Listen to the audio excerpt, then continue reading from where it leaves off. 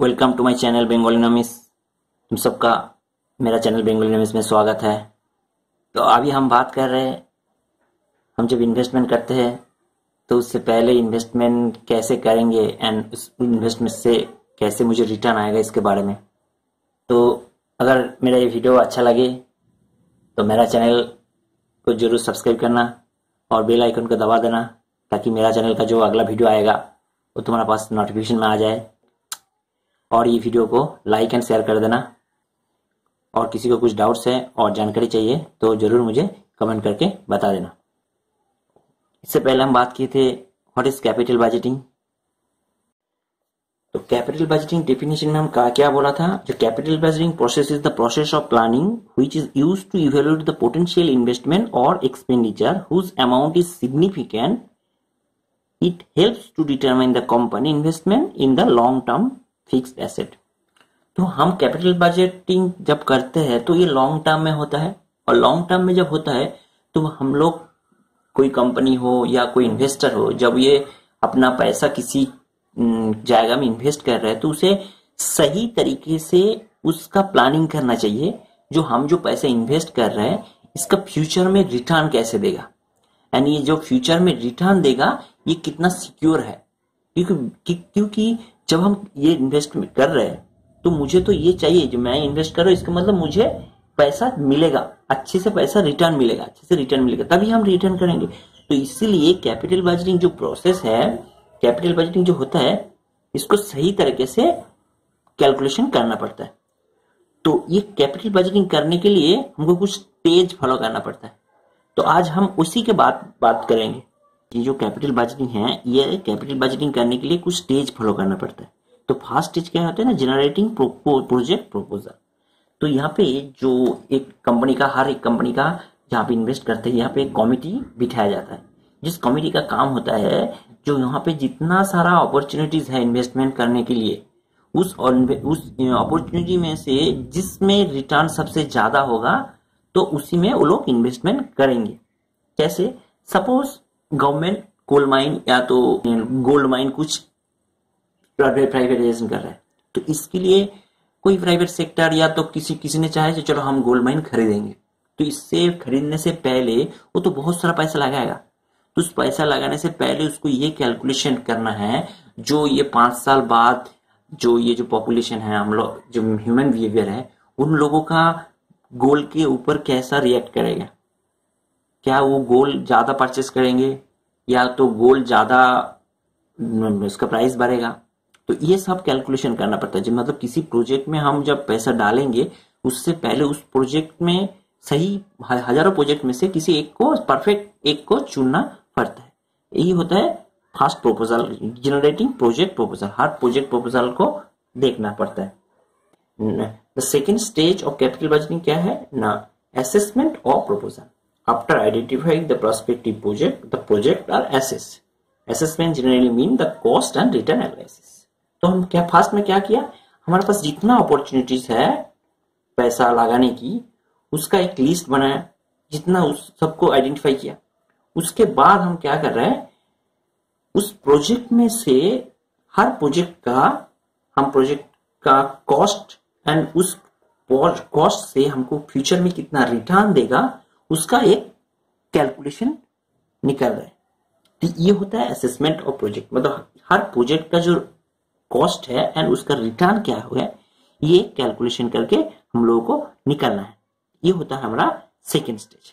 After that the third stage is accepting और rejecting ए project. ये क्या होता है, हम after assessing all alternative projects, there is assessing risks and return. Any one project is accepted and the rest is rejected.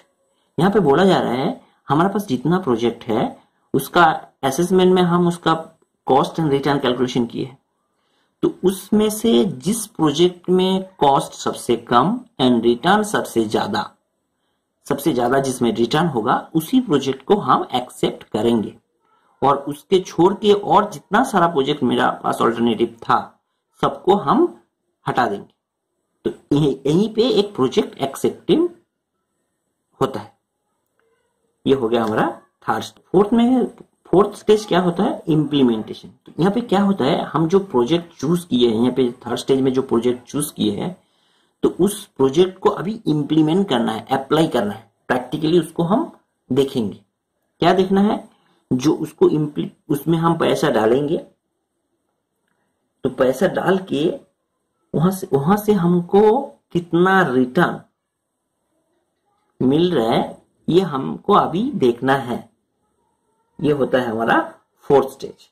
Now, after choosing an appropriate project, it is implemented, and after implementation, monitoring is also take place. Monitoring क्या होता है, जो वहाँ assessment जहां पे हम पैसा डाले हैं, उस पैसे से हमको कुछ प्रोडक्ट बनाना है, या तो आउटपुट बनाना है, या तो प्रोडक्ट बनाना है। तो उस प्रोडक्ट को बनाने के लिए जो कॉस्ट होता है, उसका जो कॉस्ट रहता है, उस कॉस्ट से हमको तो पता चल गया उसको बनाने में लिए। अभी उस प्रोडक्ट को हम जब मार्केट में ले जाएंगे, तो उस मार्केट से हमको कितना रेवेन्यू मिल रहा है, वो हमको अभी इस पॉइंट में, इस इम्प्लीमेंटेशन पीरियड में पता चल जाएगा। Stage of the capital budgeting is the follow up stage. यहाँ पे क्या होता है, in this stage the actual cash flow are compare with the estimated cash flow. In this stage correction is done which helps to increase profit in long run. तो यहाँ पे क्या बोला जा रहा है, जो को जब एक्सेप्ट किया गया था, तब एक एस्टिमेटेड रिटर्न कैलकुलेशन किया गया था। मतलब ये प्रोजेक्ट को अगर हम पैसा डालेंगे तो ये इतना रिटर्न देगा, ऐसा एक एस्टिमेटेड कैलकुलेशन किया गया था। लेकिन इन दिस स्टेज प्रोड्यूसर को पता चल रहा है अभी ये एक्चुअल में कितना रिटर्न दे रहा है, तो इस स्टेज में एक प्रोड्यूसर को पता चल जाता है। तो अगर ये estimated return and actual return अगर एक हो जाए, तो ये प्रोजेक्ट चलेगा, अच्छा है। लेकिन अगर इस प्रोजेक्ट यहाँ भी देखा जाए, जो एक्चुअल जो एस्टिमेटेड किया गया था उससे एक्चुअल का बहुत अंतर है, अंतर मतलब एक्चुअल जो दे रहे हैं वो एस्टिमेटेड से बहुत कम है, तो यहीं पे ये इस प्रोजेक्ट को भी दोबारा सोचा जा सकता है, जो चलो हम इसमें सच में यहाँ कितना पैसा डालेंगे या नहीं डालेंगे। तो इस प्रोजेक्ट में एक प्रोड्यूसर उसका जो एस्टिमेटेड है, उसका जो कैलकुलेशन है, उसको दोबारा भी करेक्शन कर सकता है। वो यहाँ पे इसलिए बोल रहा है, in this stage correction is done which helps to increase the profit in long run. मतलब इसी स्टेज में एक प्रोड्यूसर उसका जो प्लान है, उसका जो एस्टिमेटेड कैलकुलेशन है, उसको करेक्शन भी कर सकता है। मतलब कैसे इसको प्रॉफिट ज्यादा मिलेगा। देखिए, जब एक प्रोड्यूसर या तो कोई भी हो, इन्वेस्टर जो है, वो जो पैसा डालता है अपना किसी भी प्रोजेक्ट में, किसी भी काम में, किसी भी प्रोडक्शन में, तो उसको तो ये सोचना पड़ता है, चलो हम इसमें इतना पैसा डाल रहा है तो इसका रिटर्न हमको मिलेगा। क्योंकि विदाउट प्रॉफिट और विदाउट इंटरेस्टिंग प्रॉफिट किसी को इन्वेस्ट करने से क्या फायदा है। अगर हमको रिटर्न जितना रेट ऑफ इंटरेस्ट एक बैंक में हमको 5 लाख रुपया एक बैंक में डालने से हमको जितना रेट ऑफ फिक्स डिपॉजिट में जितना रेट ऑफ इंटरेस्ट मिल रहा है, अगर उतना ही मिलना है इन्वेस्ट करके, तो हम क्यों हेडेक ले, क्यों ब्रेन में प्रेशर ले। तो हमको ब्रेन में प्रेशर लेना है तो मुझे मैक्सिमम से मैक्सिमम जितना हो सके मुझे प्रॉफिट चाहिए, यही सोच के एक प्रोजेक्ट इम्प्लीमेंटेशन होता है। अगर ये हो गया ठीक ठाक तो ये प्रोजेक्ट रन करता है, अगर नहीं हुआ तो इस प्रोजेक्ट को शायद बंद किया जा सकता है, या तो इसको करेक्शन कर, क्योंकि कैसे इस प्रोजेक्ट को करेक्शन करके कैसे इसका रिटर्न ज्यादा होगा, तो ये दिखा जा सकता है। तो चलो आज यही तक है। उम्मीद करता हूँ तुम लोग को सब कुछ समझ में आया, नहीं आया तो मुझे जरूर बताना, और एक बार मेरा चैनल को जरूर सब्सक्राइब करना, लाइक करना और कमेंट भी कर देना किसी को कुछ डाउट्स है तो चलो, thank you for watching this video, thank you.